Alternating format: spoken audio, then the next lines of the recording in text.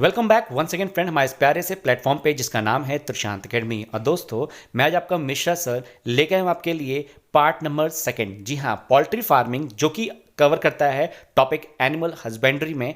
तो दोस्तों poultry farming का ये आपके सामने मैं लेके आया हूँ पार्ट नंबर सेकंड, जिसमें हम बात करने वाले हैं डिटेल में अबाउट मैनेजमेंट प्रैक्टिसेस और डिफरेंस क्या होता है बॉयलर और एग लेयर में, साथ ही साथ क्रॉस ब्रीडिंग कैसे की जाती है और कितने बेनिफिट हैं, कितने मेरिट हैं और कितने डीमेरिट हैं। ये सारी चीज़ों को हम डिटेल में एनालिसिस करेंगे। तो जितने भी मेरे फ्रेंड्स हैं, जितने भी मेरे स्टूडेंट्स हैं, कलीग्स हैं, जिन्होंने पार्ट नंबर फर्स्ट नहीं देखा है तो प्लीज़ जल्दी से जाइए पहले पार्ट नंबर फर्स्ट देखिए, क्योंकि इस पोल्ट्री फार्मिंग का बेसिक वर्जन मैंने ऑलरेडी पार्ट नंबर फर्स्ट में बता दिया है, जिसका लिंक डिस्क्रिप्शन में गिवन है। दोस्तों चलिए स्टार्ट करते हैं आपका ये वाला वीडियो। दोस्तों इस पर्टिकुलर वीडियो में मैं आपको बताने वाला हूं कि आखिरकार पोल्ट्री फार्मिंग का पर्पस क्या होता है, जो कि मैंने ऑलरेडी पार्ट नंबर फर्स्ट में बता दिया था। देखिए, poultry farming is a rising of domestic birds such as chicken, turkey, ducks and geese for the purpose of farming meat और egg for food. Poultry are farmed in a great number with chicken being the most numerous. दोस्तों poultry में कुछ birds की varieties दी गई हैं आपको, जो कि मैंने ऑलरेडी आपको बता रखा है। साथ ही साथ इस बर्ड्स का जो हम प्रोडक्शन करते हैं वो दो मकसद से करते हैं, चाहे तो वो मीट के लिए हो चाहे तो वो एग के लिए हो। और ज़्यादातर जो मीट देते हैं पोल्ट्री बर्ड्स, उनका प्रोडक्शन ज़्यादा किया जाता है। तो ये इस पर्टिकुलर स्लाइड में बता रखा है। Now moving to the boiler and egg layer. ये भी मैंने आपको पार्ट नंबर फर्स्ट में बताया है कि जो बॉयलर होते हैं वो boiler chickens are raised primarily for their meat. मतलब पर्टिकुलरली उन बॉयलर चिकन्स को हम क्यों प्रोडक्शन करते हैं, क्योंकि उनका मीट हमें चाहिए होता है, तो उनकी हेल्थ, उनका एटमॉस्फेयर ऐसा ही ट्रीट करते हैं। साथ ही साथ chicken can be ready to harvest around 6 week of age. मतलब अगर वो 6 वीक के हो चुके हैं एज में, तो उनको हार्वेस्ट हम करते हैं फॉर द मीट के लिए, राइट। अब बात आती है एग लेयर की। जो हैन एग देते हैं उनको हम एग लेयर बोलते हैं। तो hens begin to laying egg around 4 month of the age. मतलब 4 महीने के बाद पर्टिकुलर हमारा जो हैन है वो अंडे देना शुरू कर देता है। A good hen lays 1 egg per day. अगर अच्छी क्वालिटी का आप हमारे पास हैन है, हेल्दी है, तो वो हर एक दिन एक एक अंडे देती हैं। तो ले egg year around, production slow in winter में भी इनका प्रोडक्शन क्या हो जाता है, स्लो हो जाता है। तो ये थे हमारे कुछ इंट्रोडक्शन के डिफरेंस। अब मैं आपको डिफरेंस दिखाऊंगा कि वो कॉलम बना के डिफरेंस कैसे लिखना है। इट मीन्स दैट कि अगर आपके एग्जामिनेशन पॉइंट ऑफ व्यू में ये क्वेश्चन आता है कि differentiate between boiler and egg layer, तो कैसे लिखना होता है और क्या कौन सा पॉइंट इंपॉर्टेंट है वो जो मेंशन करना होता है। वो देखिए दोस्तों, आपके सामने प्रेजेंट है डिफरेंस। तो boiler are chicken used for meat. ये वो चिकन होते हैं जिनको मीट में यूज करते हैं। यहां पे क्या लिखा है, layer are chickens use to produce egg. मतलब ये वो चिकन है जिसको मीट में प्रोडक्शन करना होता है, बॉयलर कहलाते हैं। और ये वो चिकन है जिनका हम एग को प्रोड्यूस करते हैं, तो उनको लेयर कहलाते हैं। The feed for boiler is protein rich with adequate amount of fat. Level of vitamin A and K is kept high. इसमें विटामिन का जो A और K का लेवल है वो हाई करते हैं। यहाँ पे layer are fed with vitamin, mineral, specially calcium and micro nutrition. तो यहाँ पे कैल्शियम और माइक्रो न्यूट्रिशन दिया जाता है, यहाँ पे विटामिन ए और के दिया जाता है हाई लेवल पे। बाकी तो विटामिन दोनों को दिया जाता है। नाउ थर्ड पॉइंट है, they do not require much space and lightning. उनको उतनी लाइट या उतना स्पेस ऑक्युपाई नहीं चाहिए होता है। और यहाँ पे क्या होता है, they require enough space and proper lightning to grow. मतलब यहाँ पे इनको कम लाइट चाहिए होती है ग्रो करने के लिए और स्पेस, इनको ज़्यादा लाइट भी चाहिए होती है, साथ साथ स्पेस भी। फिर लास्ट पॉइंट है इनका कि they have fast growth rate and are ready to be used for meat after 6 और 7 वीक। मतलब 6 और 7 वीक के बाद ये इनफ रेडी हो जाते हैं किसके लिए, मीट के प्रोडक्शन करने के लिए। और यहाँ पे बोला है they lays egg at the age of 20 week. इसका मुझे 5th पॉइंट नहीं मिला बॉयलर का, लेकिन मैं इसके लिए लेके आया हूं कि they have a high mortality as compare to the boiler. मतलब इनकी जो मोर्टेलिटी रेट है वो ज़्यादा होती है as compare to the boiler. ठीक है, तो ये कुछ डिफरेंस थे आपके सामने। अब हम बढ़ते हैं मैनेजमेंट प्रैक्टिस के।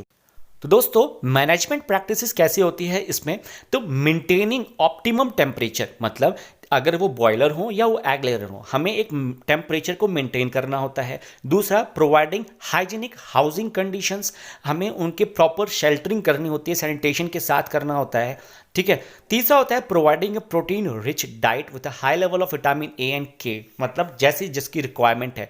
अगर हमें प्रोटीन रिच चाहिए, मतलब रिक्वायरमेंट उनकी है, तो वो बॉयलर के लिए होगा, और कैल्शियम और माइक्रो न्यूट्रिशन चाहिए तो वो किसके लिए होगा, एग लेयर के लिए होगा। तो इसके हिसाब से उनका क्या करना होता है, मैनेजमेंट करना होता है। साथ ही साथ चौथा पॉइंट है आपका कि preventing and controlling paste and disease. आप जानते हैं ना, अभी बर्ड फ्लू हुआ था, तो इन्हीं पोल्ट्री बर्ड की वजह से तमाम मुर्गियां मर रही थी। तो उसके लिए हमें प्रैक्टिस भी करनी है, ऐसी कंट्रोल करना है पेस्ट को, उनके डिजीज को। तो इस तरीके से हमें कंट्रोलिंग करना है। अगर हम प्रॉपर मैनेजमेंट करते हैं, तो अगर हम कॉस्ट को कंपैरिजन करें तो boiler feeding is more costly than layer, as more energy and protein is required for boiler to quickly gain weight than it is required for egg layer. मतलब boiler का हमें मीट चाहिए होता है, तो उसकी प्रॉपर फीडिंग करने के लिए हमें हाई लेवल का एनर्जी भी इनको देना होता है और प्रोटीन भी देना होता है, जिसकी कॉस्ट ज़्यादा हो जाती है बजाय लेयर के। ठीक है, the more the amount of protein content in the poultry feed the costly the feed can get.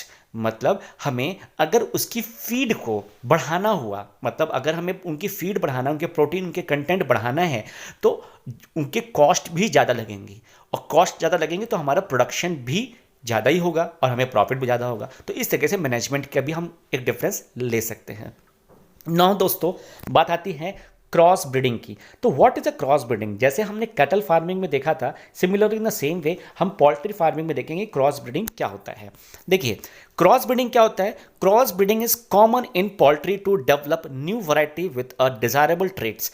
Similar in the same way जैसे वहाँ होता है, सिमिलरली यहाँ होता है कि हमें एक न्यू वैरायटी चाहिए जिसमें कि हम जो ट्रेट चाहते हैं, जो हम करेक्टरिस्टिक्स चाहते हैं उस पर्टिकुलर ब्रीड, उस पर्टिकुलर पोल्ट्री बर्ड की, वो करेक्टरिस्टिक्स उसमें डेवलप हो। जैसे कि Indian breed SL is cross breed with the foreign breed Leghorn. मतलब जो एसएल है उसकी क्रॉस ब्रीडिंग कराते हैं हम लेग हॉर्न के साथ। लेग हॉर्न क्या है? फॉरेन ब्रीड है। आप एग्जाम्पल भी लर्न कर लीजिएगा, ठीक है, वो भी आपके लिए इंपॉर्टेंट है। तो किसकी क्रॉस ब्रीडिंग कराना, मतलब एग्जाम्पल के सेट आप याद कर लीजिए कि इंडियन ब्रीड का फॉरेन ब्रीड के साथ, एसएल का लेग हॉर्न के साथ। तो इस तरीके से हमारा न्यू और ट्रेड्स डेवलप हो जाते हैं। अब अगर डिटेल में बात करें तो cross breeding is use to develop offspring with desirable traits. The desirable traits include draft broiler that can be used as a meat. मतलब अब जो बॉयलर बन रहा है उसको मीट में भी यूज कर सकते हैं with in a short period of time. छोटे से छोटे कम समय में हम उसको मीट का प्रोडक्शन के लिए रेडी कर दें, इसलिए हम ये ट्रेड को चुनते हैं, इसलिए हम क्रॉस ब्रीडिंग करते हैं। दूसरा, higher number and better quality of chicks. जो हमें चिक्स मिल रही हैं उनका जो नंबर है, मात्रा, वो भी ज़्यादा हो और उनकी जो क्वालिटी है वो भी बेटर हो। इन दोनों को ध्यान रखते हुए क्रॉस ब्रीडिंग कराई जाती है। दूसरा और सबसे लास्ट में इंपॉर्टेंट क्या है? And tolerance to high temperature during the summer. आप जानते हैं कि अपने इंडिया में टेम्परेचर की जो लेवल है वो कितना हाई हो जाता है, अप्रॉक्स 48-47 डिग्री तक पहुंच जाता है सेल्सियस में। तो उस टेम्परेचर में अगर उन पर्टिकुलर पोल्ट्री बर्ड्स का ध्यान नहीं रखा गया प्रॉपर, तो उनकी डेथ भी हो जाती है। तो इसलिए हम ऐसे क्रॉस ब्रीडिंग कराते हैं, ऐसे ट्रेड्स डेवलप करते हैं जो हाई टेम्परेचर को भी टॉलरेट कर लें। तो इस तरीके से हुआ आपका क्रॉस ब्रीडिंग। और बाद में मैं आपको बताया था, मैंने आपको पर्टिकुलर वीडियो में, कि ऑब्जेक्टिव क्या होता है पर्टिकुलर पोल्ट्री ब्रीड का। तो दोस्तों ऑब्जेक्टिव ये होता है to increase the annual egg production potential of the hen. मतलब एनुअली आपका हैन का जो प्रोडक्शन होता है एग के लिए वो ज़्यादा हो, इसलिए हम उनका ब्रीडिंग को ध्यान देते हैं। टू इंक्रीज मीट प्रोडक्शन पर बॉयलर, तो एक पर्टिकुलर बॉयलर में जितना मीट का प्रोडक्शन होता है उसको भी इंक्रीज करना होता है। साथ ही साथ to increase feed conversion efficiency for more egg and meat per bird. मतलब इस तरीके से खाना में ध्यान देना होता है ताकि उनका मीट और एग का प्रोडक्शन भी इंक्रीज कर सके। साथ ही साथ to increase the quality of meat and egg, और क्वालिटी भी बढ़ाना है हमको, ऐसा नहीं कि मात्रा ही बढ़ा रहे हैं क्वालिटी नहीं बढ़ रही। तो ये होता है थोड़ा ऑब्जेक्टिव। दोस्तों इसी के साथ मुझे दीजिए इजाज़त, और नेक्स्ट वीडियो में हम बात करेंगे आपके साथ फिश फार्मिंग, जिसमें क्या होता है दो फार्मिंग, कैप्चर और कल्चर फार्मिंग। और फिर मोस्ट इंपॉर्टेंट है दोस्तों कंपोजिट फिश सिस्टम। तो इस कंपोजिट फिश सिस्टम में आपको हम बताएंगे डिटेल में कि क्या होता है कंपोजिट फिश सिस्टम, कैसे करते हैं, प्रोसीजर क्या है एग्जाम्पल के साथ, प्लस प्रॉब्लम क्या आती है और प्लस उसका सॉल्यूशन क्या होता है। तो ये खुद में एक बहुत बड़ा वास्ट टॉपिक है जो कि हम डिटेल में पढ़ेंगे। और अगर वीडियो अच्छी लगी दोस्तों तो प्लीज़ एक लाइक ज़रूर दीजिएगा और जितना हो सके अपने फ्रेंड सर्कल में ज़रूर ये शेयर कीजिए।